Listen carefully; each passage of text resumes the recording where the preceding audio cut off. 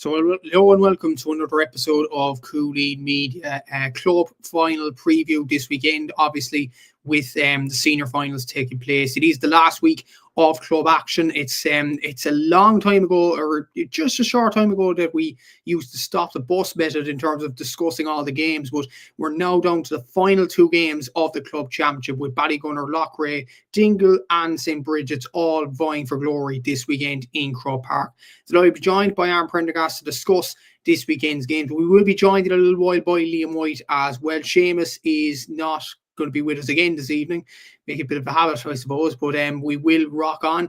I suppose, Aaron, coming to the end of the club season, obviously there's college competitions there, the league is just about to start as well, the week after as well, so it seems like literally yesterday that we only started talking about stop the bus and talk about our own counties and our own county championships and stuff like that, then into the winter conditions for the club finals and stuff like that. But now we're into the final two games of the club season.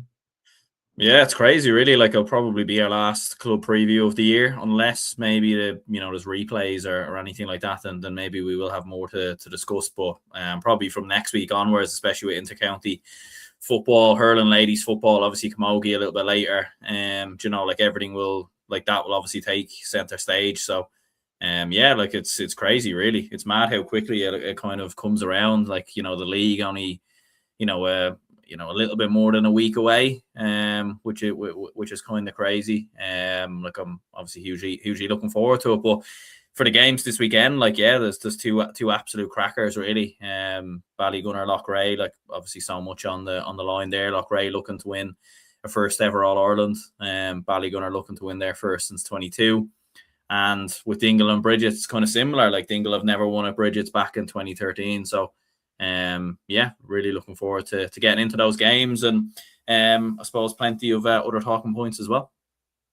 Exactly. So, and I suppose we will talk about the Secrets Cup later on. There were some interesting results in round 2 as well, including round 2A, where 4 colleges progressed straight through to the quarterfinals as well. We will discuss that in just a while as well. But we will start off. Peter has led the charge, as usual, with the comments for this show. He's saying, hey lads, great to see the lineup for this year's Laker Gale announced. Delighted to see Cyril Farrell featured. He was on co-coms for Galway Offaly last weekend and a regular analyst on Galway Bay FM. And I suppose he was a brilliant analyst for RT as well. I do miss Cyril Farrell and Jordan Nan, and obviously it's Moss McKay, he's a Cork man as well. That trio was absolutely excellent in the hurling, I will say. Even though Dalo, don't know Cusack, Liam Sheedy, there aren't bad pundits at all, but you can't beat the OGs, you really can't. He joined Smaller Fish last year for the inter-county season. He did, Peter, and he was a brilliant guest, I'd imagine, on Colin Parkinson's show.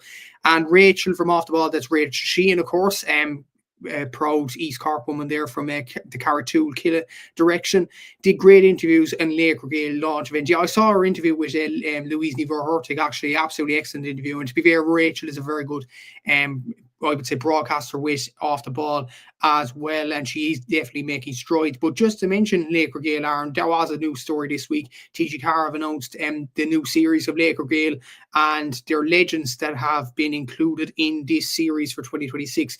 So Conor McManus, obviously legend for Monaghan football, is the first guest there. Obviously, as Peter mentioned there, Cyril Farrell, a hurling legend in Galway hurling. And to be honest, I have met Cyril Farrell at the door of a restaurant, I think it was, in Galway, and he seems a sound guy anyway. So absolutely delighted he gets his day out in the sun there. Grace Walsh, Kilkenny Camogie, Marty Clark of Down Football, Padraig Horn of Offaly Hurling, Neil McManus of Antrim Hurling, obviously, as I mentioned there with Rachel Sheehan doing the interview, Louise Niver-Hurtig, obviously Kerry, LGFA legend, and Kevin McMenamin of Dublin, who I think Aaron would have a few opinions on as well. It's a good list, Aaron, very strong list, and to be honest, you can't expect more really from Laker Gale. What a show it is, and some good legends on show in the next few weeks, and the series starts on Thursday, January 22nd, so something to look forward to during the week. Yeah, absolutely. Yeah, I think it's a cracking list, to be honest with you. I don't really know if they could have picked a better list. Obviously you can't just go out and pick, the best players. Obviously it's not as easy as that. So, but even with that, you've got players there who have a lot of stories and a lot of kind of things to tell. Obviously the Kevin McManaman one will be, probably be tuning into. I'll probably tune into them all, but I'll tune into that one as quickly as anything. I think Kevin McManaman, like as a Dublin fan, he probably gave me maybe my 2 best moments as a Dublin fan, maybe 3, I would say. Obviously the goal versus Kerry. I mean, you can't ever there's no better feeling. Obviously, Cluxton's point about 10 minutes later or whatever it was probably beats it because it won it. But the goal from McManaman, was what changed it all. Like Dublin were 4 points down at that stage, and with the momentum of the hill. And I remember being there at that game on Hill 16. It's still all a blur when that goal went in. Like I think I maybe fell down like 3 rows or something of that nature. Like it probably wasn't actually the most healthy or most safe kind of moment. But it was just absolute carnage. And the goal as well versus Kerry, I think a few years later in 2013, when he kind of came off the bench in that kind of crazy game. But yeah, look, Conor McManus will be a great one as well. I think Monaghan fans will really enjoy that one. Neil McManus as well, obviously a Antrim sort of hurling legend and stalwart and everything else. Of course, Louise Mahertig after what she's done with Kerry, Grace Walsh, as you said before as well. So there's some absolute star-studded legends there. And I think without question we'll be really looking forward to watching them when they come around in next week. Yeah, it should be an excellent show in terms of Laochra Gael. Peter has a very interesting question actually to ask the both of us, and if Liam does join in time, he might answer this himself as well. Lads, if you were to nominate or any Lake for Laochra Gael who hasn't featured yet, who would you go for? He said he'd go for Johnny Doyle. Absolutely excellent choice, I think. For me personally, as a Cork fan, probably in terms of supporting footballers for years, I think Donegal O'Connor. I think he was superb in 2010. One of the standouts, I would say, in the forward line for Cork as well. To be fair, Cork have had some good shows in the past few years, especially Breed Stack last year. I think Noel O'Leary a couple of years ago was an excellent Laochra Gael as well. But for me, I'd go Donegal O'Connor. I just think he was an absolute legend in a Cork football jersey. For yourself, Aaron, obviously Kevin McManaman, you can't choose now. Would you choose Cluxton? Yeah, I was thinking Cluxton, to be fair, but I don't know if it would ever happen, to be honest. He just never really does interviews. I feel like if he was to do something, though, he might do Laochra Gael, because he is, he kind of does have his set beliefs and everything else, and I feel like he would be a man that would probably do something like that, but not do anything else. Do you know what I mean? Maybe like a Brian Fenton, and maybe you're kind of hoping Brian Fenton can return to Dublin in a couple of years, but look, he'd obviously be one from a Dublin perspective that you'd be looking towards. I think those would be the main ones that you'd kind of edge towards it. Did Bernard Brogan get one? I don't know if he did. I'm not sure, to be honest. I think Alan did. Yeah, Alan did. If Bernard Brogan hasn't got one, it's kind of a travesty, because what a footballer he was. Yeah, now I know he does have he's been in a lot of documentaries and everything else, so he might have had one maybe. Fento does seem to be up for maybe a few media gigs, all right. But yeah, if I had to choose, I'd probably go Cluxton or Fenton.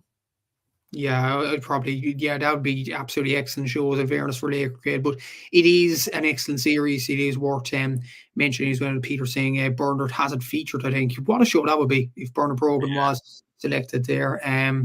He wrote a great book. He absolutely did, no doubt about it. That is the Laochra Gael series all looked at as well. Dar Wilson is saying here, just a shout out up the Pierces Go Club from Armagh. It's a Gaelic team, so well done for mentioning Dara. And there is the Pierces mentioned on the show.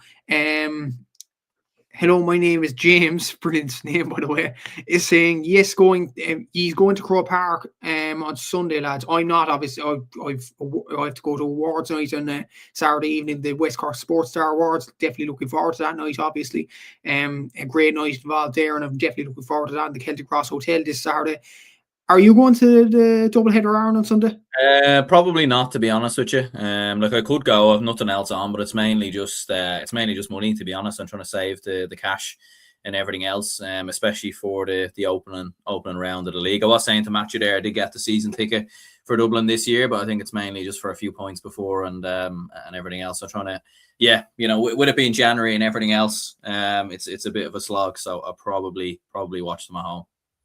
Yeah, probably the smart move, to be fair, especially with the weather right now and the league starting next week. We need our energy conserved for that. But we will get into the games now and we'll talk about college competitions later on. And of course, what pre-season finals there are in store. We'll start off chronologically and we'll start off with the hurling final. This is on at 1:30 p.m. in Croke Park this Sunday. It's between Loughrea, who haven't won the All-Ireland ever. They got to the final in 2007 but lost that, obviously, against Ballygunner, who are hoping to win their second All-Ireland title, their first since 2022. And I suppose Ballygunner are going into this as massive favourites, Aaron, and considering Cúilín's red card as of right now, recording, hasn't been rescinded as of yet, that is another big advantage to Ballygunner. You would imagine Ballygunner are massive favourites going into this, but only one Waterford club has ever won the Senior All-Ireland. Obviously, that was Ballygunner in 2022. That was the only time a Waterford club ever won the competition. So you never know with these games, but would you argue Ballygunner are going to this as massive favourites? Yeah, I think so. Like whether they're like, I don't know what you would say the gap is, or between the two teams. Like, you don't want to be disrespectful to Loughrea, and stranger things have happened. I don't think it would be an enormous shock or anything like that if Loughrea won. We've probably seen bigger shocks in the history of hurling and Gaelic games and everything else. So it's not completely impossible, but it does feel like, yeah, like I think with Dingle and Brigids, we'll get onto that later. I think that game's a lot more sort of closer to call, whereas this one feels very, very tough, or this one feels a lot more kind of, set in stone in terms of Ballygunner being superior favourites. Like, they definitely have had the tougher route to the final. There's no question about that in terms of the teams they've had to play in the Piershig Stars, St. Martin's as well, and coming through Waterford. So it has been a lot tougher for Ballygunner in regards to that. They have the experience of being here in this game a couple of years ago, which I know, as you said, Loughrea played back in 2007. None of the players are obviously going to be involved that were involved that day. Maybe some people in the backroom team will be, but generally speaking, it is going to be completely brand new experience from a Loughrea perspective. And yeah, you just look at the quality, really, like in terms of Ballygunner, from Desi Hutchinson, as we've mentioned previously, Pádraig Matney, Harry Ruddle's been in phenomenal form this season as well.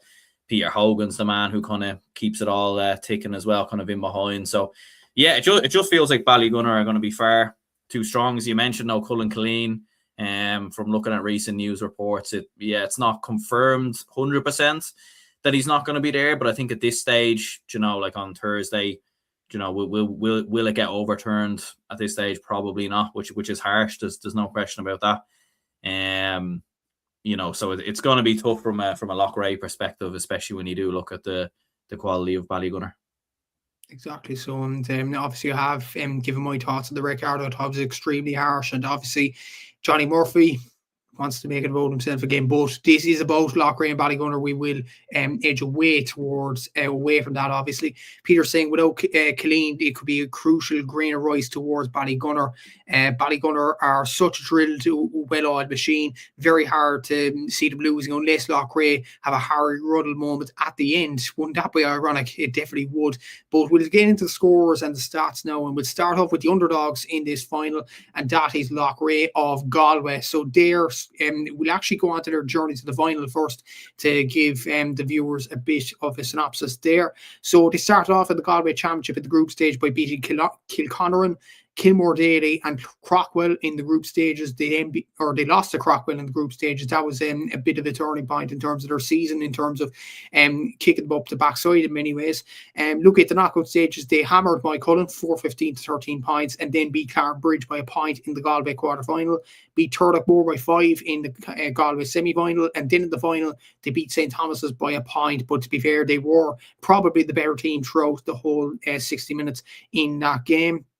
Then obviously in the All-Ireland semi-final, they beat Slaughtneil 2-22 to 15 points. They've averaged a score 219 per game and conceded an average of 115. But obviously the main story in the Slaughtneil game was at the end, where Cúilín got that red card, harshly so, according to both of us. But let us know in the comments what you think of the Cúilín red card. Looking at Loughrea scores, on top of the list there's Tierna Cúilín with 48 points. Anthony Burns has 4 goals and 8 points, including a fantastic goal taken in the All-Ireland semi-final against Slaughtneil. Shane Morgan has 19 points, but all of them from place balls. He will be very, very crucial, no doubt about it.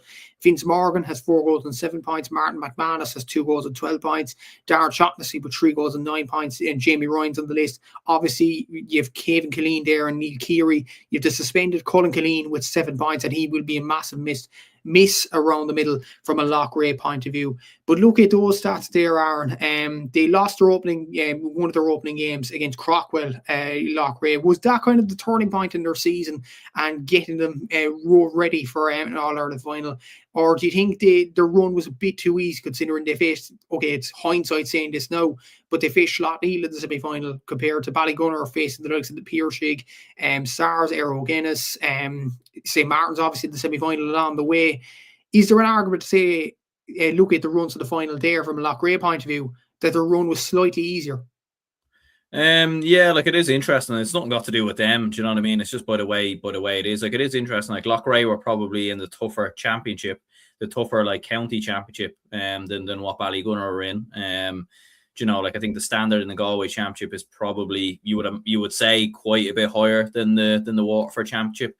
But it's just been after that really, do you know, and obviously they've only had to play one game because there's no Connacht Club Hurling Championship and obviously playing the Ulster winners. And without being disrespectful, I think we would say that Slaughtneil, not by a huge margin, but probably are somewhat weaker than the Munster champions and the Leinster champions, you know, that way. So yeah, it definitely has been easier in regards to that. But look, they brushed Slaughtneil to the side.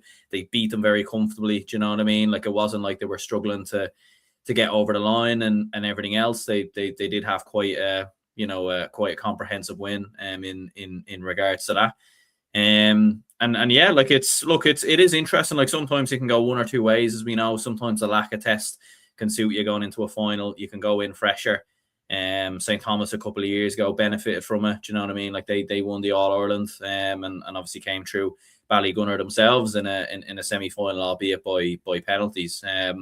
You know, but it can go the other way as well, where you can sort of get caught flat, a bit like St. Thomas as well when they got beat by Dunloy. So, you know, like it can kind of go both ways. But as you said, they do have a lot of big players who could do damage, from Tierna Cúilín, as we said previously, Jamie Ryan, Anthony Burns as well. I think has been in phenomenal form for Loughrea. As you said, a phenomenal goal.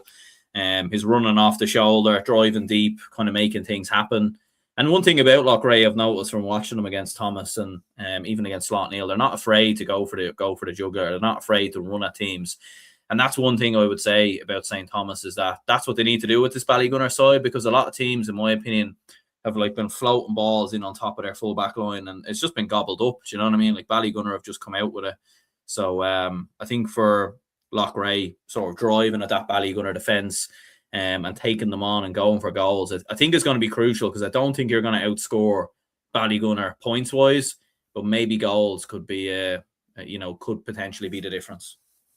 Potentially. So we'll look at Ballygunner's journey to final. Ryan Gallagher has a very interesting comment, and we will get to that once we get over the stats here. So we'll get on to Ballygunner's journey to the final and then their scores. So looking at Ballygunner's journey to the final, obviously in the Waterford Championship, as Aaron touched on there, comfortable scoreline after comfortable scoreline in that game. Only De La Salle in the semi-final pushed them to single digits in the Waterford Championship. They won that game 2-16 to 113, but a bit of an asterisk there. Patrick Fitzgerald was sent off in the first half of that game, so Ballygunner were obviously going to have a bit of a blip here or there in that game, but they hammered. Look at the final scoreline there against Mount St, 235 to 116. It was an absolute slaughtering in that game. They also beat Passage in the quarterfinal 227 to 2-9 as well. Then the games obviously got tougher, as we mentioned previously. In the Munster Hurling Championship, they beat the Piershig by 3 points, 18 points to 15. They got over SARS 4-18 to 217, gaining revenge on the Cork side in that semi-final, and then beat Aero Guinness 21 points to 1-9 in a comfortable enough afternoon from a Ballygunner point of view. And then beat St. Martin's relatively comfortably after that second half performance, 19 points to 10. They've scored an average of 223, but they've conceded an average of 112. So they've averaged a winning score of 14 points. That's absolutely sensational from a Ballygunner point of view there. And look at the scores here. on their run to the final. Obviously, Desi Hutchinson, 9 goals and 77 points in the club championship this season. Pádraig Mahony has 41 points. Owen Cudahy with 4 goals and 25 points, even though the majority of those in the Waterford Senior Hurling Championship. You have Peter Hogan around the middle of the park with 2 goals and 23 points. Patrick Fitzgerald with 3 goals and 19. Kevin Mahony up there as well with 221. Mikey Mahony, 17 points. Obviously, Harry Ruddle with 111. And he obviously had the goal scoring touch from the All-Ireland final a few years ago against Ballyhale. And then you see down the list of scores there, including the likes of Mark Hartley, Conor Tobin, and Conor Sheehan, who have been unsung heroes in many ways from the Ballygunner side of things in the squad there. The comment here from Ryan Gallagher, I want to bring this up because it is a very interesting point. I find it hard to believe that Ballygunner have won All-Ireland in 4 seasons with all their quality. I'll go to that comment first, Aaron, and obviously the stats can intertwine with that, but it's quite an interesting thing that Ballygunner have only won 1 All-Ireland in that amount of time, considering they've been dominant in Waterford. They've won all but 1 Munster Championship, which Stars obviously won last season. They have been dominant in nearly every facet, but they've only won 1 All-Ireland. Is there pressure on this Ballygunner team to deliver this weekend? There probably is a little bit, yeah, to be honest with you. Like, they will be massive favourites. And given, like, some of the stats you were kind of reading through there, like Desi Hutchinson scoring 977, I mean, that's, you know, like, that's David Clifford levels with football. Do you know what I mean? Like, I mean, that's just absolutely outrageous stuff altogether. So, yeah, like, there definitely is a bit of pressure on them in regards to that. Like, there's definitely been a few moments in the last couple of seasons where they probably have been caught unexpectedly. Like, even before the year they won the All-Ireland, I remember there was a couple of games. Like, I remember there was one game, I think it might have been Boris Lee maybe, who beat them, or one of the Tipperary champions or something like that, who caught them cold. You know, obviously with SARS last season, and, you know, St. Thomas a couple of years ago, all right, fair enough, it was penalties, a little bit unlucky there. But, you know, yeah, like there has been kind of a few moments where they have been caught. And, like, especially when you're looking at how comfortable it's actually been for them. I feel like they've almost been like architects of their own downfall a little bit, you know, like they've been so good that it's almost felt like they've beaten themselves, you know, like a little bit. And like, there's even been moments this season as well where they have underperformed a little bit, but they've managed to sort of dig themselves out of it. Like, I remember against the Piershig in that game in the Munster Hurling Championship, like the Piershig had a lot of chances that day to beat them, a lot of opportunities, and probably should have beaten them that day. But it was in the final 10 minutes where Ballygunner sort of stepped it up and turned it on, and were able to kind of find an extra gear in and amongst themselves. So there is pressure. Look, I mean, at the end of the day, all Irelands are very hard to win. Like, we call it the toughest for a reason.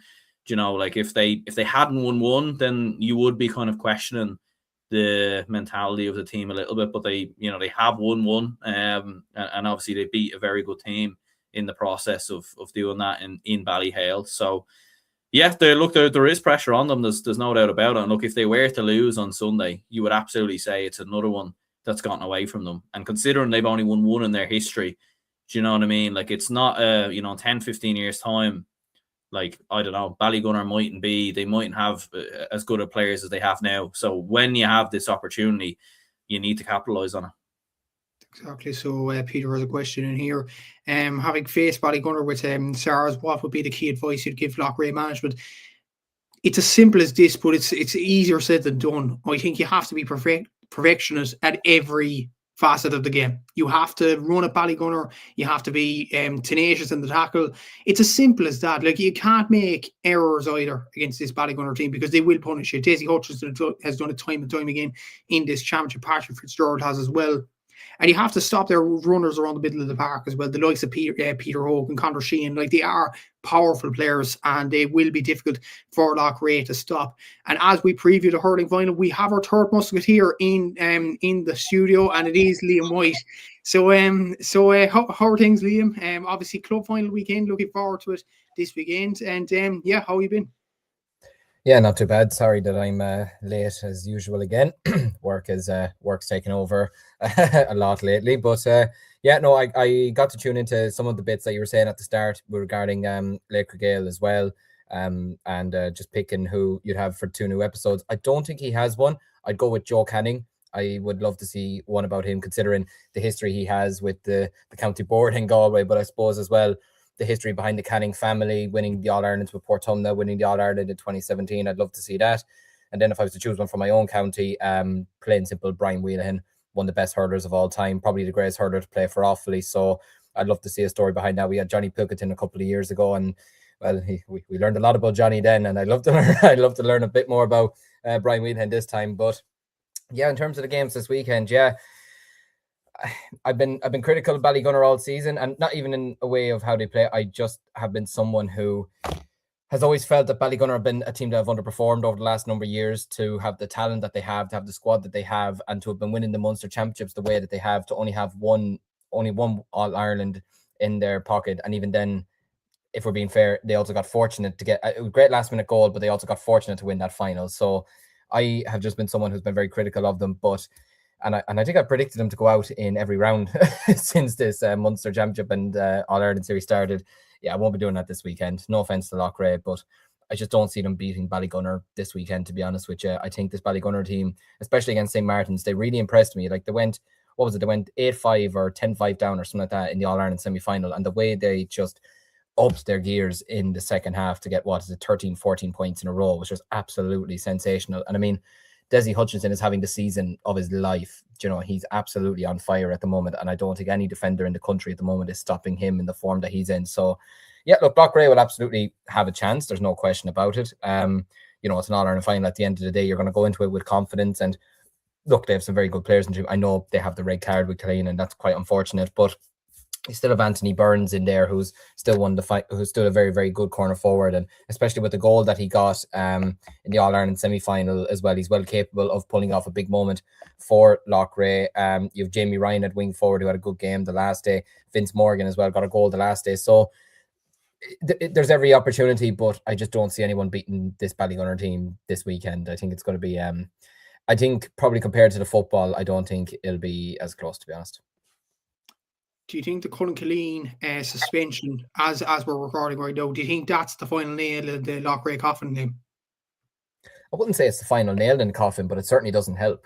You know, like you've a player there who's really, really a big quality player and is a really big presence in the middle of the park or in around the middle third.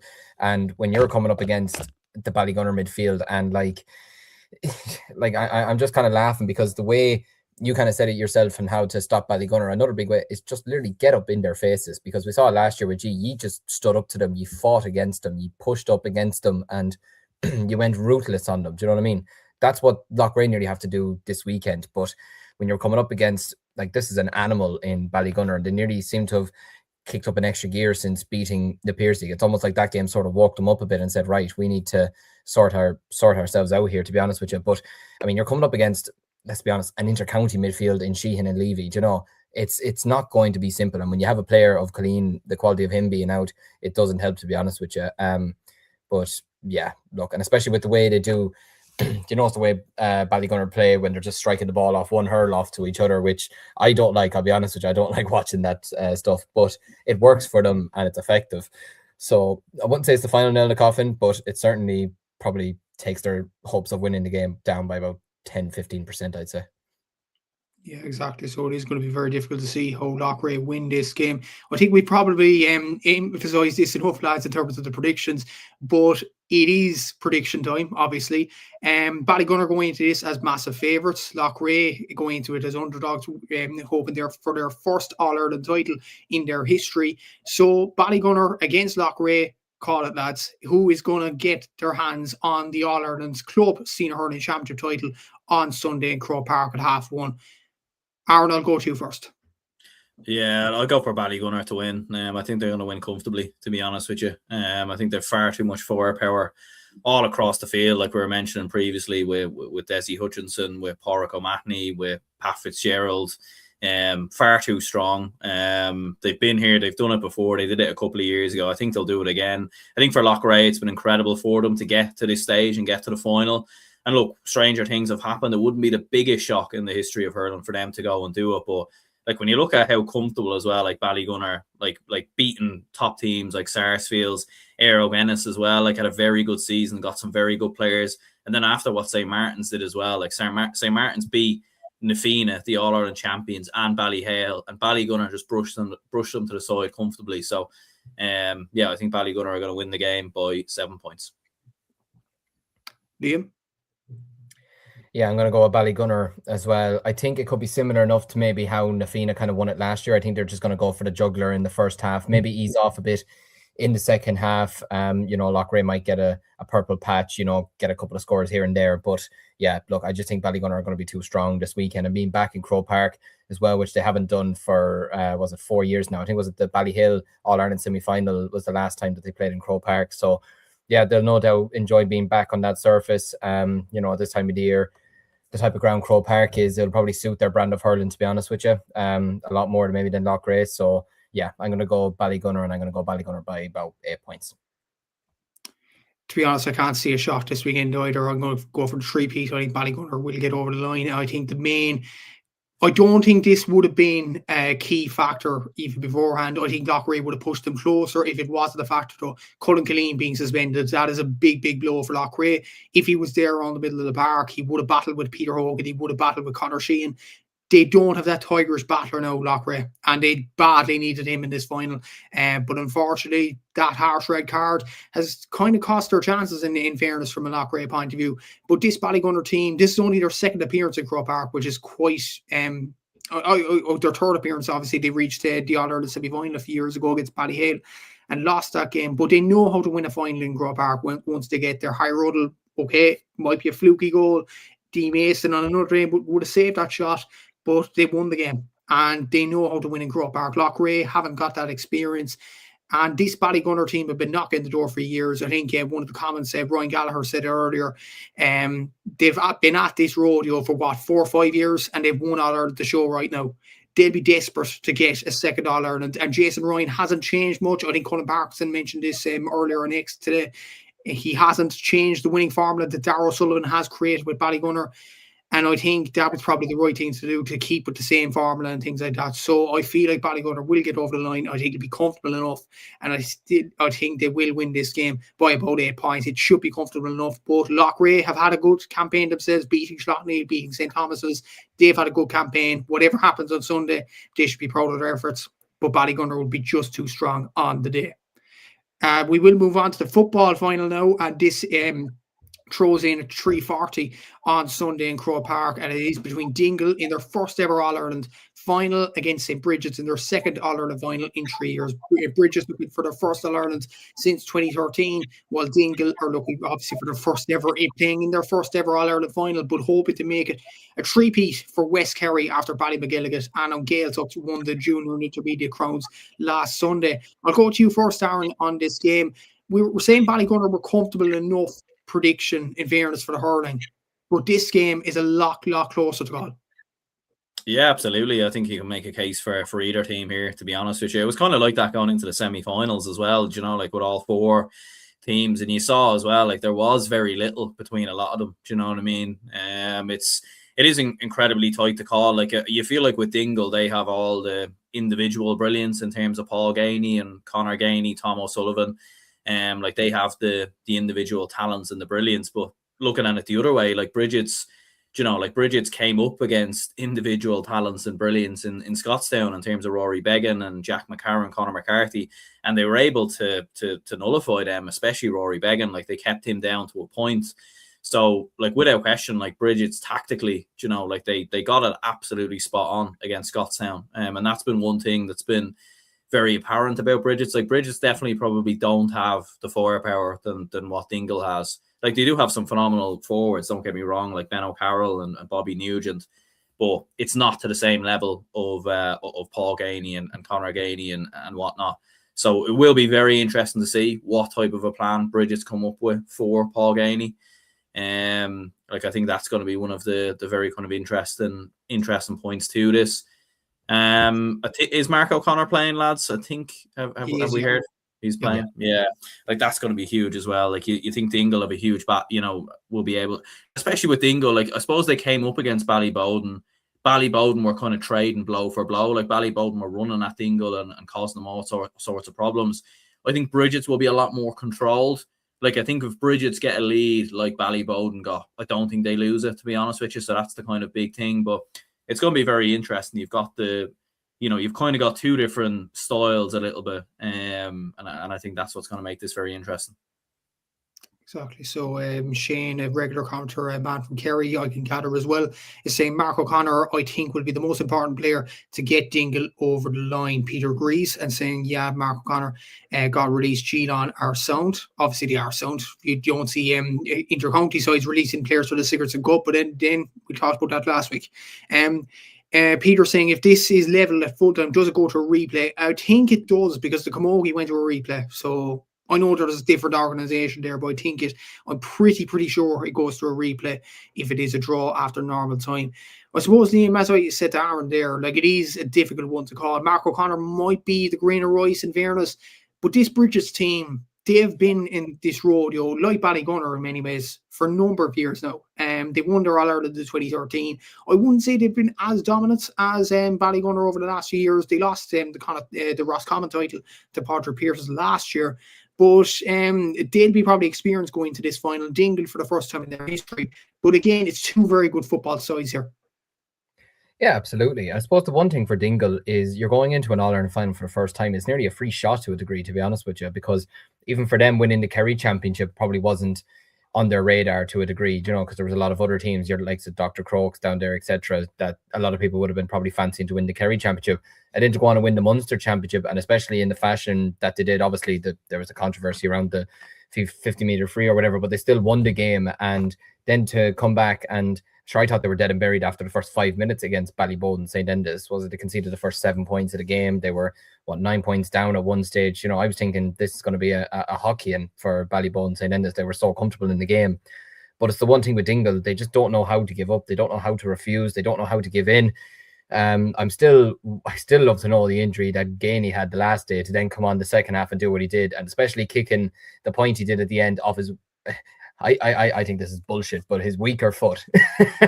You don't do that on your weaker foot. I'm sorry, that's rubbish. He's definitely like I'm trying to think now who's that's really good with Shane Walsh. He's definitely like a Shane Walsh, just left foot, right foot, doesn't matter. He's excellent with both. But no, that Dingle team, I really like the chaotic football that they play. O'Sullivan coming up from cornerback or wingback, whichever position he'll be playing on the day, and scoring the points outside of his boot as well. It's beautiful to watch, to be honest with you. You obviously have all the Gainies who are just mad football men altogether, and have contributed so much to Kerry football over the years.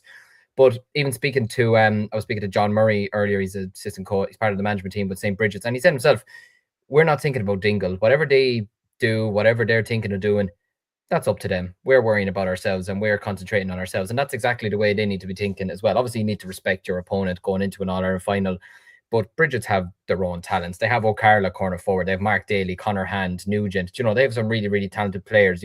Rory Fallon, who I rate very, very highly as well. Brian Stack at centre back. So, they'll be going into this game very, very confident. And like I said, they've won the All-Ireland before. They won it back in 2013, and they're unfortunate not to win it 2 years. Was it 2 years ago or 3 years ago against Glen? Losing out by a point. So, and like you mentioned there, it's not easy to win the Roscommon Championship from their perspective. Okay, themselves and Port Pierces are realistically out in front probably of everybody to a degree, but it's still not easy to win that championship, I'd argue, and then, they had to come to a really tough battle against Mike Cullen in a Connacht final.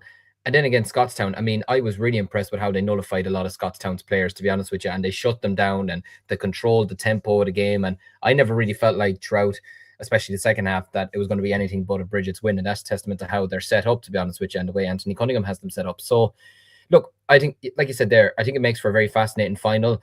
I could genuinely see this going to a draw or going to extra time, whichever one it does end up being on the day. But I could definitely see it being a game that goes right down to the wire. And I'm still kind of sitting here wondering who will I call it for. I'd be happy for either one, whoever wins it. But I think we're in for a very, very interesting final. Exactly. So a few interesting comments in here. I'd love to see it, lads. Gavin O'Reilly saying here, I think Matthew's point about how many times Scottstown got over they got get out of scenarios could be applied to Dingle. The pain of that Glen game, Brigids will be aware. Peter saying, and a bit of a question for all of us, Brigids well structured and organised. Woody has described Dingle as the most pure football team in club or county level. Would you agree with that assessment, lads? I'll throw that one to you, Aaron, first. Would you agree with Colin Parkinson's assessment there of Dingle being the most pure football team in recent history? I'd probably say the Kerry football team, the Kerry County team, maybe it probably are a little bit more, like maybe just at a higher level. But look, I do get his point. To be fair, I think in terms of a club team, it's hard to kind of disagree with that. Like I thought Ballybowden, look, we're very pure in terms of how they play football as well. Obviously, it's a little bit maybe different when you're able to bring lads in from different counties and everything else. And look, obviously they lost the game. They kind of fell apart in that game. So, but yeah, no, you probably would agree with it in terms of how they do play football. But look, it is the Kerry way. Do you know what I mean? Like I've never known a Kerry team to play any differently than how Dingle play. We saw some of it even with Gale talked recently, as well, like at the weekend, Ballymackelligate as well. Do you know that way? So, it is the Kerry way, and when you have pure footballers like Paul Gainey, Tom O'Sullivan, who are not afraid to take the shot on, if they get the opportunity, even half a yard, they'll go for it. Do you know what I mean? If it's a 2-point or 1-pointer, it doesn't matter if it's a goal. And in fairness to Kerry, you know, like a lot of counties down the years have come up with multiple different ways of winning All Irelands. Kerry has always had the one way, and to be fair, it's probably because they've been the best at it. You know, they've been better than anyone else at it. So yeah. Yeah, exactly. So, an interesting comment here from Shane as well. Sorry to be pessimistic, but as much as it sets up to be a close game, I wouldn't be surprised if it ends up like the inter-county final between Kerry and Donegal, and one team ends up winning. It's slightly handier than expected. Peter replies to that saying, could well be, as Aaron has referenced, the Kerry way. Could we see battering, Liam, do you think? Oh, we could. I don't want to go full McCarthy. It can happen, but you know, like it's. Sorry, I got too used to saying that in college with the boys. But yeah, look, we could absolutely see. We could see two hammerings. There's absolutely no question about it. We could see Ballygunner blitz Loughrea. We could see Dingle go out and absolutely penetrate St. Brigid's. We could see Loughrea do it, or we could see Dingle. We could see any one of them do it, to be honest with you. But I just don't see it happening with this game, to be honest with you, because we've seen Dingle nearly be on the end of two batterings in our last two games, and they've fought back so well, and especially with the players that they do have, you know, your Mark O'Connors, your Gainies, they're not going to give in very easily. It's also not the Kerry way. If there ever is a saying of Kerry way, it's that they don't give in. They never ever give up, no matter how much they lose by or they're losing by. Even the years that, you know, Dublin were ahead of them with the 6 in a row, Kerry never laid down and sat back against Dublin. They fought against them. It's just Dublin were just ahead of them during those couple of years. But yeah, look, and Brigids as well. I mean, they've won in All Ireland by, was it 1 point or 2 points against Ballymun? Was it 1 point or 2 points? Aaron, I can't remember. Against Ballymun? Yeah, was it 1 point or 2 point they won by? I think it was a point, but I'm sure there'll be people in the comments a good while ago now. You're the one with the scores. I know they lost to Glen by 1. I was too busy crying after Kilcormac lost to Hurling, so I wouldn't remember. But yeah, no, they know how to win it by a point. They know how to lose it by a point, you know. So I just don't see this game going down the route of it being over after 30 minutes. It looked like that with Cúilín last year in their final against Errigal Kieran, but then you saw the fight back that they had in the second half, and it went right down to the wire. So maybe it could be a case like that. We could see Dingle just come out the blocks firing and having a right go and just saying, let's go for the jugular. Let's carry on the momentum from Ballyboy. I've lost my train of thought now. You would you don't leader. What was I saying? Yeah, Dingle could come out for the, for God's sake, Dingle could come out and absolutely blitz Brigids in the first half, but then I could see Brigids pulling off a second half comeback and making it close again. The hurling, I could see it potentially being a battering, but I don't see the football being a battering. I think they're too close of two teams. I think they're much closer than what Loughrea and Ballygunner are. So exactly. So we will get on to the stats finally from Dingle and Brigids ones. We will start off with the Kerry champions and the Munster champions, that is Dingle. So we'll start off with their journey to the final. They beat Nagale, West Kerry and Mid Kerry to reach the Kerry final, and then they beat Ossa Sachs impressively enough in that Kerry final 2-13 to 1-12. Hammered Mungret St. Paul's in the semi-final of Munster 2-15 to 2 points. And then obviously with that Conor Gainey 2-pointed kick, beat St. Finbarrs at the end and Thurles 118 to 20 points. And then another thriller in the All-Ireland semi-final. They beat Ballygunner St. 126 to 124 after extra time. They've averaged a score of 119 per game and conceded an average of 16 points. Look at their scores up until the final stage.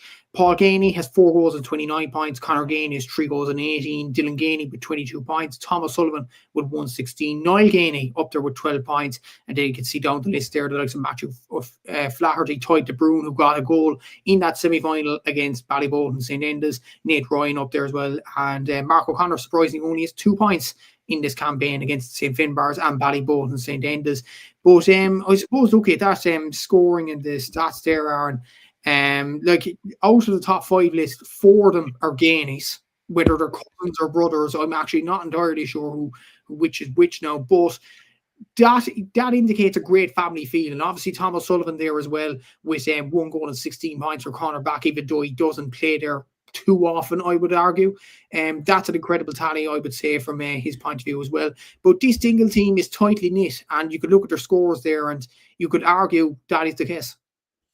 Absolutely, yeah. Like, I'm sure the crack in the Gainey household and the build up to this has definitely been interesting, and I'm sure it'll be even better. You know, if they win on Sunday. But yeah, like they've got a phenomenal phenomenal squad, like so much scoring power. Like obviously with the Gainies, but you know when you have Toyd De Bruyne as well, who's absolutely who scored a brilliant goal. Obviously the last day. And Mark O'Connor back in the team as well. So yeah, they have the scoring power, they have the firepower, like they have the players. You know, that's the thing with Dingle. If Dingle are 2 points down going into injury time, they've been there and done it. They obviously did something similar against the Bars with a last minute kick. They turned it around versus Ballyboden as well.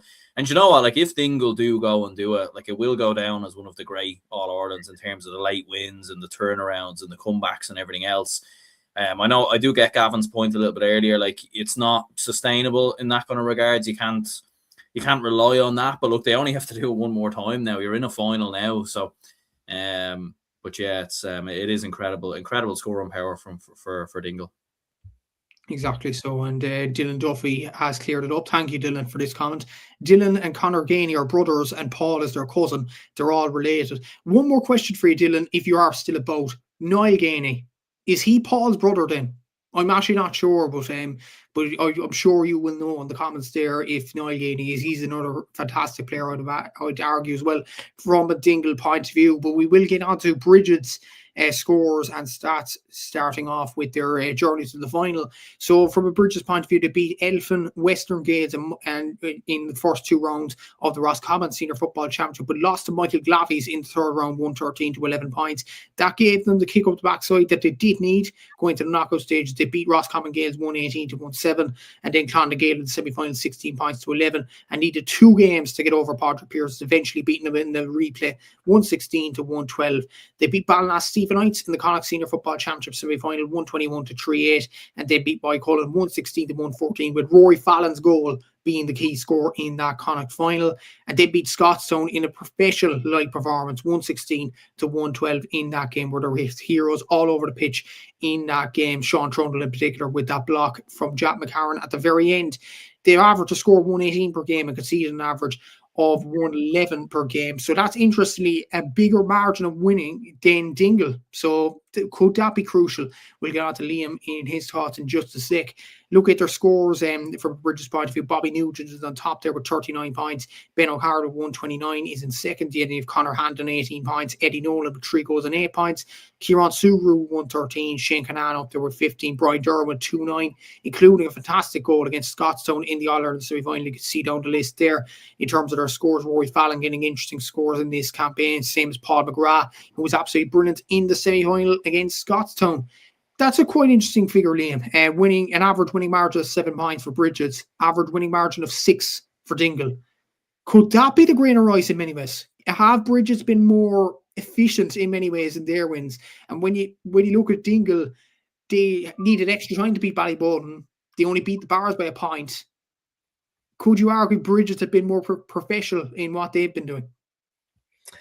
It probably could. They're not conceding a lot in games as well. I mean, they only conceded was a 1-12 to Scottstown, and I mean the Ballinasstevenites game I think needs to be taken in with a pinch of salt. The fact that I think then they pretty much had that game wrapped up by halftime. I think then Ballina have like 1 point by halftime or something like that. But they had like 3 goals or something, or there was something mad stat like that. So like they are winning these games rather comfortably. I'd say the only ones that they haven't won as comfortably were probably Moy Cullen and obviously the Pork Pierce's games, because I had to go to a replay. And even the second day, they were the better side, but it was by no stretch of the imagination a walk in the park. But it's very impressive from a Brigid's perspective that they have the amount of scores that they do across the pitch, and that is massive for them. Obviously, look, we've seen teams in the past get carried by, say, or not even get carried, but there's one player who is doing the most amount of scoring each and every game. You think of Cathal Mannion at the moment for Galway. Obviously, David Clifford does a lot of scoring for Kerry. Lee Chin does a huge amount of the scoring for the Wexford Hurlers. But Brigids are different. You see Bobby Nugent, like I mentioned there, 39 points. Ben O'Carroll, 129. Connor Hand, 18 points. Eddie Nolan, 38. Kieran Surge at 113. You know, Shane Conan, 15 points. Paul McGrath is 8 with 14 points. Like, that's very, very impressive, to be honest with you, because in most other clubs, he could be third or potentially even second on the list with that tally. So it shows you that they've got scores all across the pitch, and that's exactly what they're going to need this weekend in order to beat this Dingle team. And look, they are very solid defensively as well, which will probably will stand out to them to a degree. Now, that's easier said than done against the likes of the Gainies, for example, or, Thomas Sullivan run up the pitch, or Mark O'Connor in the middle of the park. But yeah, look, Brigids are a very, very strong team. They have a lot of really good players in this team. There might be a couple of 2-pointers in this game potentially as well. I think they're going to have to stop Gainey and O'Sullivan scoring 2-pointers, to be honest with you. If they can stop that, then they have a massive, massive chance in this game. And I'm kind of slightly starting to lean towards them. And I'm doing this against the will of thinking that Dingle are the comeback kings over the last couple of weeks. And like Aaron said there, could go down as one of the greatest All-Ireland club wins of all time, considering the teams that they have beaten to get here and the manner that they've done it. But Brigids are just very, very solid. Like you mentioned there, like, they're winning these games in very, very good fashion, very, very comfortable fashion, and like very, very professionally as well, bar, I would say, the Connacht final and the Roscommon final. So yeah, look, they're coming into this off really, really good form. And even like I mentioned, speaking to John Murray earlier, they feel like they're in really, really good shape to right the wrongs of a couple of years ago. But yeah, no, look, I'm really impressed with a lot of their scoring tallies this season, I have to say. I have to say the comment section is on fire tonight, and great lads, obviously, with the inter-county season just around the corner. It's absolutely brilliant to see. Shane from Kerry actually says another comment in here, very interesting. Paul Gainey is actually married to Paulie O'Shea's daughter, as Paul's brother-in-law, Padraig Oak, already won an All-Ireland club last weekend, obviously with Gaeltacht. So quite an interesting bit of trivia there. Obviously, Peter saying, lads, how many 2-pointers will you predict? Well, Liam predicted a couple there. Yeah, I think there'll be a good load, in fairness.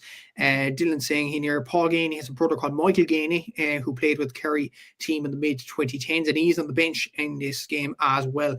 Very interesting question here. Where would you guys put Brian Stack? In other words, I think Gavin is asking, who would you put him on? Paul Gainey, lads, what do you think? I don't know, I know he has played a full back in the past, but correct me if I'm wrong, he does play mostly around centre back, and Paul Gainey be sort of corner forward. I don't know, I think you want Brian Stack's work, and you want him in his best position, and you want him to, Bridges need to focus on what they're good at. You take Brian Stack into a cornerback position where he hasn't necessarily played sort of all season, and that could be kind of a big blow in regards to that. Look, I would be curious to know what Roscommon fans kind of think in regards to that. But I do think the Paul Gainey one is it really, really is an interesting one, to be fair. In terms of who actually does go on him, and just looking at the Brigids team here, Sean Trundle has been very impressive, to be fair, from a Brigids perspective. Could you go maybe with him? On Paul Gainey, is it? Yeah. With regards Brian Stack, I think when Dingle have a kick out, I think push him up to midfield to try and win the ball in the air. And then for the opposite kick outs, just have him floating around looking for the ball at any given possibility to try and build up the attacks. If I was to put him on any player, I actually think potentially throw him on Dylan Gainey. I think he could have a big impact on this game, to be honest with you, if you were to throw him on a specific player. In terms of who you throw on Paul Ganey, I mean, sure, Jesus, I think you could throw God on him and he might still get a couple of scores, to be honest with you. But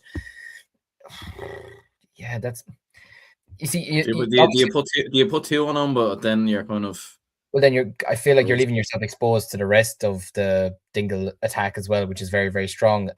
Rory Fallon, I feel, could do a good job, to be fair, but then I suppose you're taking away him as well. You could drop Conan back. I hope I'm probably butchering how I'm saying his name there. You could drop him back, potentially play a bit of a sweeper to a degree, especially maybe even in the first half if things aren't going too well. But yeah, look, I think putting two people on Paul Ganey, it probably seems logical, but I suppose with Croke Park, I mean, you saw it in the All-Ireland final with putting Cole, wasn't it Cole that was marking Clifford in the All-Ireland final, and just him watching him the entire game, and it still wasn't enough to stop him, you know, and it was freeing up other players like Gavin White that day and Paddy Clifford and those types of players. So I don't know if putting two men on him would be the wisest idea. Maybe if it was in a tighter pitch, possibly it might work. But I just feel in Croke Park, with the amount of space that's there and the capabilities of these lads to score 2 pointers, I wouldn't be so sure about it. But look, I mean, I'm not in management, so I could be wrong in saying that. But yeah, we'll wait and see what happens. It'll be interesting to see. Yeah, exactly. So it will be very interesting. Peter saying, who's refereeing, lads? I double checked on the GA website. It has been announced yet, apparently. Or they have just not bothered to put it on the website. Hopefully not Dick Turpin. Yeah. Martin McNally, I believe, from Monaghan. Oh, is it? Okay. Interesting. I'm judging it off Scorpio. I think it's Martin McNally. Okay. Interesting. Yeah, I've heard a few. I will say a few Meath fans don't particularly like him, but yeah, that's just Meath. But we'll move on anyway. We'll move on to the big match prediction in Dingle versus Brigids. And just before that as well, like, yeah, it's going to be interesting. Just before we get on to the prediction, who's going to mark the Dingle the Brigids forwards? You've Ben O'Carroll there. You've Brian Derwin. You've Bobby Nugent. People talk about the Dingle forwards. Yes, Conor Ganey, Paul Ganey, absolutely excellent players. But from a Dingle point of view, do you take away Thomas Sullivan's threat and put him on Ben O'Carroll? Or do you put some other Dingle player on? It'll be interesting to see that too. I think the only benefit with putting O'Sullivan on Carroll is that they both have to mark each other. You know, like, I think that's kind of been I'm even thinking back to times when we've had to think, you know, I was even trying to think back to when we played Ballyhale in the summer, or in the winter, who would we put on a TJ Reid? You're thinking, do you put someone like a Jordan Quinn, which you did eventually, and just leave him absolutely man-marking for the game, or do you put a Keelan Kiley on him? Because that means that while Keelan has to mark him, TJ has to mark him. I think if you put O'Sullivan on Carroll, it means they both have to mark each other, but that could leave, that could leave O'Sullivan very, very exposed. I think Tom Leo O'Sullivan would be the absolute perfect man to go on Carroll, to be honest with you. I think very close man marker, no nonsense fullback. I'd probably go for him, to be honest with you. Yeah, it's going to be a very interesting thing to see in terms of the matchups this Sunday. But we have gone to that time of the show, lads, for prediction time. Dingle looking for their first All-Ireland in their history, playing first All-Ireland final, of course. St. Brigid's for their second All-Ireland title in history and their first since 2013. Obviously, hoping to banish the demons of 2024 after losing to Waterford in January of that year. So, Dingle versus St. Brigid's, call it. I'll go to you, Liam, first. Draw, replay, Brigids by 1.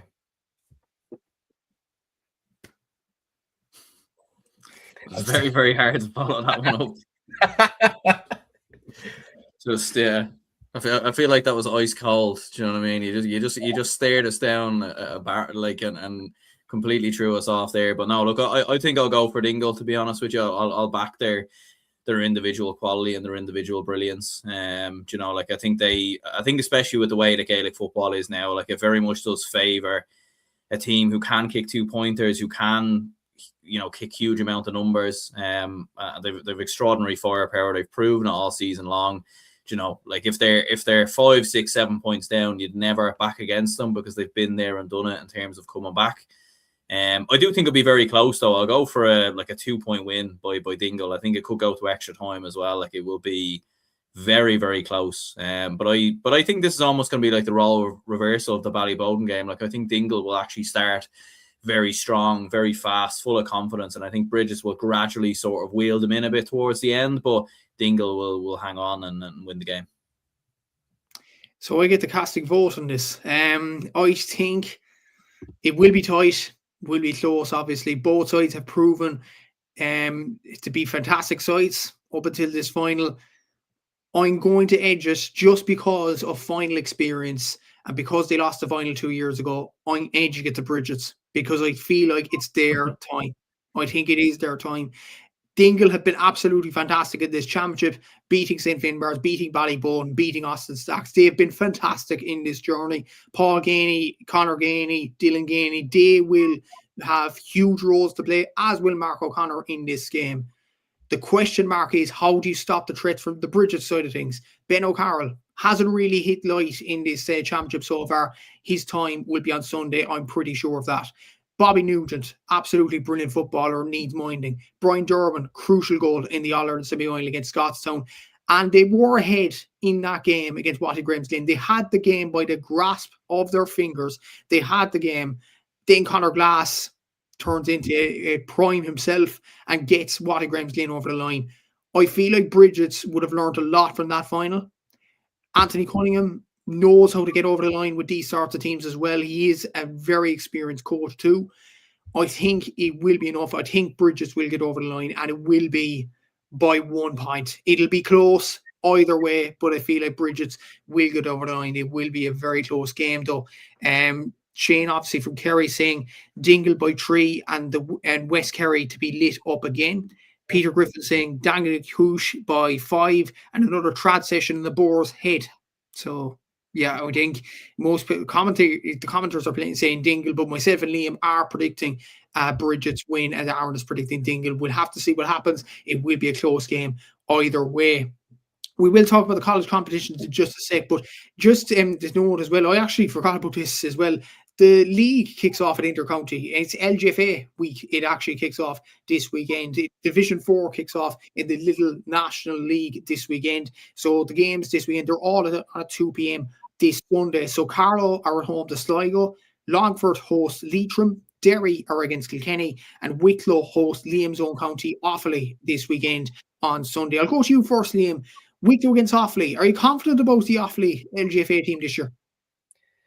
Yeah, well, look, we have a new manager in this year, and I suppose the only way to respond is to go back up, to be honest with you. The only way that we're going to get back to any sort of competitiveness, because it's unfortunate the way that it went last year. I mean, I can remember last year, in around the time I started working with Midlands 103, Offaly LGFA was in an absolute, like, pardon my French, it was in a shit show, to be honest with you. Like, there was no PRO, there was no manager, I believe there was no chairman at one point as well. Like, there was no posts about any match updates or team lineups or anything like that for a while. And it's a shame because we've been affected by players going over to Australia the last couple of years, and Kay Kenny's been probably the biggest one that's gone over, and more luck to her. Jesus, she's an absolutely incredible player in Australia, and she was unbelievable here as well. But players have just decided that they want to go over to Australia, and that's completely fair. I don't blame them in the slightest, but it has hit us over the last number of years, and the mismanagement of panels and managers and everything like that over the last couple of years. And I suppose, yeah, I mean, we're so far down at the moment that the only way to go is up. So, look, I'd have, I see a comment from Peter, are there many LGFA clubs around? There's a good few. There's a good few LGFA clubs, but this is the thing, there's a lot of really good LGFA clubs as well. Naomh Ciaran have a lot of really good players. Ballinamere have great players. Tullamore have very good players. There's a lot of really good, there's a lot of really good LGFA players in the county. And I hope we can just get promotion out of Division 4, to be honest with you. Like, we should be competing in Division 3 realistically. But look, I'm going to back them to go up. I have backed them to go up this year. And I'm going to stand by that. I think we should be able to go up comfortably enough. But having said that, with all for the LGFA the last couple of years, nothing surprises me anymore. But I'm going to say I have a bit of hope this year. Even listening to interviews from the manager last week, and I can't remember off the top of my head who it was that Will O'Callaghan was speaking to, one of the players, but they sounded really positive ahead of the season, and they sounded like they were really going to go for promotion this year. So look, I'm hopeful, but as we know with Offaly LGFA, anything can happen. Exactly. So, like, just some quick picks over this. I think Carlow will beat Sligo. I think Leitrim will beat Longford. Leitrim realistically should not be in Division 4. They were senior last year. I know they went down, but they should not be a Division 4 team. I don't know how they're in that division. I think Offaly will be Wicklow. I agree with you, Liam. I think, look, they have to recover. They have to start some way, and they have to start up the ladder. But I think a prediction of the weekend, Darren, I think Kilkenny will beat Derry. The performance from Muckalee in the LGFA Championship in club level has been very, very encouraging for Kilkenny. And quite frankly, I think in Division 4, the most realistic win they can get is against Derry. I know they're away from home in this one, but it is a massive opportunity for Kilkenny LGFA to prolong the story in many ways. Yeah, absolutely, it is. Like, and especially like with the first game in the league as well. Do you know, like when I suppose like when the likes of Derry and maybe other teams maybe aren't at their absolute best, and you know, especially at the start of the league, you do feel like that's when you can kind of get upsets and shocks and everything else. And as you said, yeah, like with the rise of Kilkenny and Muckalee in recent seasons, like they definitely do have a massive chance. And you know, like especially as well, like in previous seasons when they've been on the receiving end of big losses and confidence is low and all that kind of stuff, you know, like they'll be coming into this game with confidence and everything else, given the year that's been. So you'd expect them to start strong, and the fixture list has been kind to them as well, probably, in playing Derry in the opening game. So yeah, it is a massive chance for them to win. Yeah, it is a massive chance for Kilkenny, and obviously it should be an interesting weekend in the little LGFA league. Before we go, we'll talk about the Sigerson Cup. The Fitzgibbon, there is games ongoing. Check Scorpio or any sites there to check the latest scores, and there will be roundups later on tonight on those competitions in the hurling side. But the football side, the round 2 fixtures were all complete this week, and we'll go through, first of all, we'll go through round 2A and then round 2B. So the round 2A with the winners round, the winners of these ties progressed straight through to the quarterfinals. The losers had to go to round 3 to face the round 2B winners, if anybody isn't lost at this stage now. But this is the structure for the All-Ireland Senior Football Championship this year in Inter-County, so you probably should be getting used to it by now. Look at the round 2A results. UCD beat Maynooth on Tuesday night, 3-16 to 2-14. Goals from Mayo duo Sam Canlon and Darragh Riley, as well as Dublin youngster Joe Quigley, who got 1-3 from play, were big scores from a UCD point of view. Another Mayo man in Niall Hurley hit 6 points as well. For Maynooth, Owen Cully hit 1-3, and Aaron Brown from Kildare hit 5 points as well. Look at the other round 2A games. TU Dublin beat MTU Kerry by 321 to 210, and that's another quarter-final appearance for TU Dublin. 1-2 each from play from Jordan Morris of Meath, Wicklow's Conor Fee, and Kildare's Sean Hannafin were big scores for TU Dublin. Also, Cavan forward Sean McAvoy got 4 points, and Westmeath man Danny McCartan got 5 points as well. A brilliant win there from TU Dublin point of view. On Wednesday evening, UCC beat Queen's University 119 to 214 in a fantastic game of football. I did watch this game, and there is stats available in this game as well. Micheál McSweeney of Nottingham Green Cork hit 5 points, including great 2-pointers in this game, 2 of them. Kieran Santrick of 1-1 in this. Conor Daly got 3 points. A brilliant 2-pointer to nearly win us from Rory Murphy from Kerry to win this game as well. Noah Grimes, I mentioned for him for Queen's University. He got 1-4 from play, the Tyrone man. But I suppose, and I'll go to you, Liam, on the round 2A games, the results of the week, in many ways, there is stats available in this game as well. UL 118, DCU 12 points. The defending champions in a bit of bother. They're going to round 3 now, but UL were fantastic in this game, and they were very good in the round 1 game against MTU Cork as well. DCU, after beating Ulster University as comfortably as they did, this might be a bit of a bump in the road for them, but Cian McHale of Mayo got 5 points. Conan Dawson got 5 points as well. Another Mayo man, Frank Irwin, really impressed with this one. And Brian McNamara of Clare got a fantastic goal in this one. Were you shocked by this result, Liam, in UL winning this game? Not really, to be honest. Now, that could be biased considering I was in UL for 4 years. But, I mean, you saw yourself, Matthew, that UL have been a coming team for the last number of years. I mean, I still don't know how they didn't win a Sigerson when David Clifford was there, to be honest with you. And especially in what was my first year, I think it might have been your second year when they lost, was it to... Who was it? Was it NUIG they lost to in the final the first year? And ironically, they bet them then that weekend in the hurling, so it was kind of one each in that perspective. But yeah, no, I'm not surprised at all because you will have a lot of really good players. Cian McHale, and for me, Frank Irwin is a player I really, really enjoy watching, and I'm really looking forward to seeing how he gets on and develops. this season. I think he could be one of Mayo's strongest players over the next couple of years if the cards are played right. But like you mentioned there, Brian McNamara is a very good player. And just overall, I think the whole setup with UL is really, really impressive. They have a really good management team as well. I believe is the former Tip manager managing them this year. Like he's an excellent coach. He's an excellent man manager as well. Very lovable character, or likable character, I should say, as well. So yeah, I think he's getting the best out of this UL team. It's a very, very strong looking team on paper. Both their Fitzgibbon and their Sigerson teams are both very strong on paper. But yeah, look, I'm not surprised at all. Look, DCU, it's probably a surprise to a degree that they've kind of lost the game in this kind of fashion. UL were very, very dominant on them. I mean, you still had Shannon Baker scoring 5 points. Lorcan O'Dell didn't score in this game, which was kind of strange, to be honest with you. I'd expect him to probably take a game like this by the scruff of the neck, but maybe it's just one of those nights for him. I don't know, but yeah, no, look, I'm not surprised in the slightest. UL have been a coming team over the last couple of years, and they've been banging on that door to win the Sigerson Cup. So I think if there was a year now to potentially maybe go and do it, probably wouldn't have been this year. I thought it would have been maybe a couple of years ago to do it, but it's kind of strange. We see it all the time in sports. Chelsea won a Champions League in 2012 when they probably had their worst squad under the Abramovich era up until that point. Do you know what I mean? Sport's a funny game. So if UL were to ever win a Sigerson Cup, it might have to be this year against potentially all the odds in the world.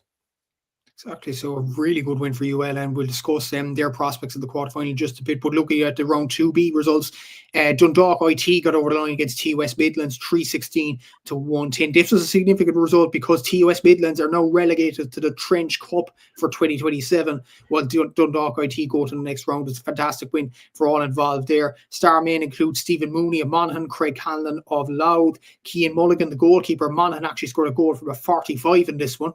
I don't know what exactly happened, but it was a fantastic goal. It read like anyway. And Aaron O'Neill is actually of Armagh, Crossbeck Glen Rangers. He's actually a brother of Rian and Oisin O'Neill. So a very good player in the ranks for DKIT there. The other results were on Wednesday evening in round 2B. 8U Galway got their first Sigerson Cup win in 8 years. They beat St. Mary's 120 to 12 points. Paul Kelly of Galway got 1-6 in this one. Conor Reid of Mayo got 4 points as well. But a Declan Loy red card for Mary's was crucial in deciding this game too.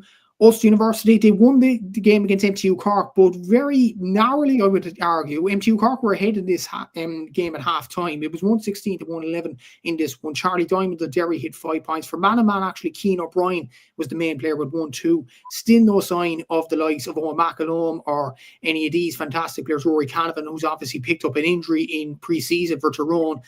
If they're playing, I think Ulster University are a much better team. But anyway, and University of Galway got over the line against 8U Sligo, 127 to 415. Killian O'Corrine of Galway, Mark McInerney of Clare, and Owen Colleran of Roscommon were particularly impressive in the full forward line for University of Galway in this one. So the quarterfinalists are UL, TU Dublin, UCD, and UCC. And I'm going to get up the draw here in terms of the round 3 games. I think they're all happening next week. I think Jerome Quinn, who does absolutely brilliant work in terms of the college competitions, he put up the good draw there. So on Tuesday, January 20th, it's Maynooth University against Dundalk IT and University of Galway against MTU Kerry. And then on Wednesday, January 21st, you have Queen's against Ulster University. That is an Ulster derby there. That's very tasty. And 8U Galway against DCU. So look at those games, Aaron, in round 3, and look at the 4 quarterfinalists who automatically qualified. It's hotting up now, the Sigerson Cup. Yeah, absolutely it is. And it is interesting with Ulster University. Like I backed them to win this competition on a video a couple of weeks ago. But it is interesting to see, like, yeah, as you said, a lot of those big players aren't featuring. Obviously Rory Canavan picked up an injury, but I don't think he featured in the first game anyway. That was obviously when he was playing with Tyrone. We haven't seen Owen McElhone. Rory McCullough, first game for him was this game as well. Kieran Daly as well. So like, there's been a lot of big players for Ulster University who haven't been involved, which has been a bit of a surprise. And yeah, like it was a big beating they took to DCU on the opening game, and yeah, like absolutely massive for them going up against like Queen's University, who do have some good players as well themselves. Like Roy McQuillan's a very good player. Noah Grimes. They also have Ronan Cassidy in there as well. So yeah, that's going to be a very, very interesting and tasty game. yeah, I think as you said, like I think the story of the competition so far definitely has to be UL. I know they won the league, I think, as well. So like they're coming in like very, very strong. Obviously, you lads would know a lot more about UL than me, but it does appear that they've, they have all the right structures in place. They have all the young players, the coaches, and everything else. And they have obviously had a huge amount of success in hurling. So I think, yeah, like it's you'd probably have to say at this moment they are the early favourites. Maybe so. And a quick trivia about David Power, actually. He actually managed Clonmel High School in the Curdy-Vree quarter-final against Clonakilty Community College as well. Clonmel won that game. So Tipperary School is through to the semi-finals as well. So, like, to coach 2 teams in 2 days and win both of them, like, to be fair, that's some achievement in fairness. And David Power is an absolutely excellent coach in fairness. But look at who's left in the Sigerson Cup. Just a bit of a one-word prediction on who's going to win it. Out of the 12 teams left, Liam, who do you think will win the Sigerson Cup, having seen what you've seen so far after 2 rounds? I hope UL win it, obviously, having gone there before. I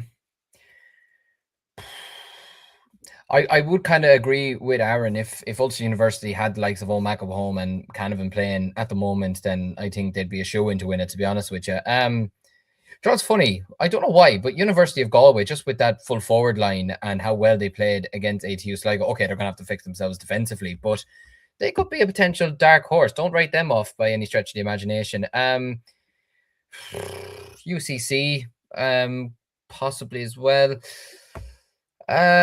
Do you know what? I'm going to be biased. I'm going to go UL to win it. I'm going to back UL to do the double. Why not? Look, I'm going to definitely be very wrong about this in a couple of weeks' time. But no, do you know what? Why not? Why not back the old college?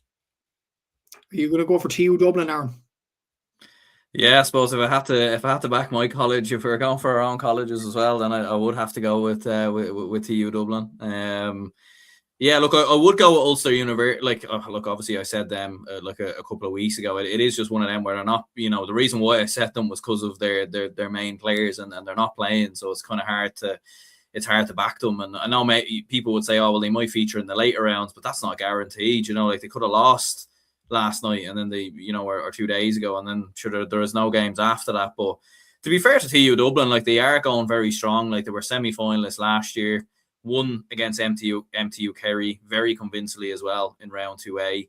As we were saying there, and Jordan Morris and Sean McAvoy and Sean Hannafin in round midfield as well. Like they are very, very strong. So do you know what? Let's back the lads. I'm going to go for someone different, and I'm going to go for UCC to win it. I think, look, I think UL have been so close over a number of seasons, but every time they kind of they got to the final against University of Galway and UCC 2 years ago, I remember, and lost both of them where they were favourites. I don't know how they lost those finals with the likes of Clifford in and about that team. But I watched UCC last night. I was very impressed with some aspects of their play. Rory Murphy, I think, is a fantastic player around the middle of the park from Kerry. Micheál McSweeney from Cork, absolutely brilliant battering ram. Conor Daly's very consistent on the frees as well. I think they battled through that game against Queens last night and they got over the line. They have Billy Morgan, they have the likes of Luke Conley in the backroom team, interesting enough there from a UCC point of view. I think it might even be UCC or UL. It might be a Munster team that wins this competition. I'm going to back UCC slightly, though, having seen what I've seen so far and them beating ATU, Sligo and Queens so far in the competition. Commenting here from John Miller is saying he's late to arrive. What do you predict for the games on Sunday? Go back and listen to it, John. Obviously, it will be recorded and available on all our YouTube channels after the show as well. I know we're in, but there are pre-season competitions, so just to mention them in the games this weekend. So starting off, there is Shields and Plates finals all across the weekend as well. Check out the relevant sources for those games that are happening this weekend. So in the football, we'll start off with first. So the O'Byrne Cup final is on Friday evening. That's between Kildare and Westmeath. That's on at 7:30 on Friday evening. Moving into Saturday, you have the McGrath Cup final between Kerry and Cork. That's on Killarney at 1:30 p.m. on Saturday. You have the McKenna Cup final between Donegal and Monaghan. That's on at 5 p.m. on Saturday evening. And then on Sunday, you have the FBD League final in Connacht on as well between Galway and Mayo. That's on at 1 p.m. So that's the football pre-season competition finals. In the hurling and the Walsh Cup final, you have Dublin against Galway. That's on at 1:30 p.m. on Saturday. You have the Munster Hurling League final there as well between Waterford and Limerick. That's on at 3:15 on Saturday. That game's on in Mallow as well. So Kilkenny are playing in the Shield as well because they lost the coin toss. But Liam, look at those 6 finals there. Any games stand out for you? I know the league starts next week, and a lot of managers, including I've talked to John Cleary last week, and it's clear what inter-county managers are thinking. They're thinking about the league next week. It's kind of hard to G up the layers for these sorts of games. But any games that tickle your fancy there? Yeah, I suppose the 2 Leinster finals with Dublin and Galway and Kildare and Westmeath in the football. Like you mentioned there, speaking to Mark McHugh earlier, the Westmeath manager, and even himself, look, he's delighted to have a competitive game of a degree this weekend, because he said, look, otherwise we'd have been getting a challenge match either way, but it's nice to have a small bit of competition ahead of this weekend. But like I mentioned there, if they lose this weekend, he's just looking to try and find 4, 5, 6 players that can build the Westmeath panel ahead of the season. But be nice for them and for himself as a new manager if he can pick up just a bit of silverware just for confidence more than anything this weekend. Obviously they're away from home in Connacht Park, so that'll be no easy feat by any stretch of the imagination, but I think that'll be a very tight game, to be honest. You could see it going either way, to be honest with you. Both have very, very strong teams. And in the hurling, look, I could see Galway beating Dublin in the Walsh Cup. They seem to do very well in the Walsh Cup over the last number of years. But then when it comes down to the championship, weirdly, I could just see Dublin beating Galway again. I don't know what it is. I'm sure Aaron, you'd take that 100% if it was offered to you right now. But yeah, look, I'm going to go for Galway to win last weekend. They did play some nice hurling when I saw them in the flesh last weekend, and they do have some good players in amongst their ranks that wouldn't be a lot of like big standout players or whatever. Obviously, they still have a lot of the Loughrea boys to come back as well, and the likes of Conor Whelan, who didn't play last weekend either. But yeah, I suppose those 2 games. And I think just even shout out, because I was chatting to my friend from Kilkenny yesterday, and sure, he said himself, massive game this weekend, the Shield final against Kildare. And sure, I said to him, Jesus, who would have ever thought Kilkenny being a second tier competition of any kind, to be honest with you. But yeah, look, it's great to have these games anyways. And sure, look, it's all building towards next weekend. That's what it's all about. Yeah, exactly. So, Aaron, any games that you're looking forward to? Monaghan and Donegal in the McKenna Cup final, a competition which Ulster sides really take seriously. That looks a good game, in fairness. Yeah, absolutely, it does. Like, and we've saw, I haven't kept too close of an eye on the McKenna Cup this year, but we know how strong, teams usually go. And to be fair to Jim McGuinness and Donegal, I remember 2 years ago, they were hammer and tongs at that competition. So be similar enough again. And look, it'd be great for Monaghan just to get one up on Donegal, maybe kind of going into the league and everything else, and that will give them great confidence. To be fair, going into the league, but yeah, look, obviously from a Dublin perspective, the Galway game in the Walsh Cup final obviously does very much stand out. Like, Dublin have had some great performers so far. Like, Davy Keogh's back on the side; he's been very impressive through pre-season. Tom Brennan's been very good as well. So we'll be interested to see how strong they go. Like against Westmeath, you did have the likes of Keane O'Sullivan in the side, to be fair, amongst a few others. So we'll be interested to see how strong they do go, especially with the fact that we do obviously have Clare in a week's time. Yeah, exactly. So, and there will be a big preview in the National League next week on the Cúilín media site as well. There's a lot of videos going up next week, but that's for next week. For this week, thanks for all for viewing the preview to the All-Ireland Club Football final, football and hurling finals this weekend. There's plenty of other action as well this weekend. Next week, Inter-County will begin, but first of all, on Sunday evening, 8 o'clock, there will be a review show for the club football finals and the relevant pre-season competitions and the LGFA League games in Division 4 as well. So from Liam, from Aaron, and from myself, enjoy the league finals at the weekend. Thanks for tuning in, and see you on Sunday at 8 o'clock. Follow your instinct, baby. Follow your instinct.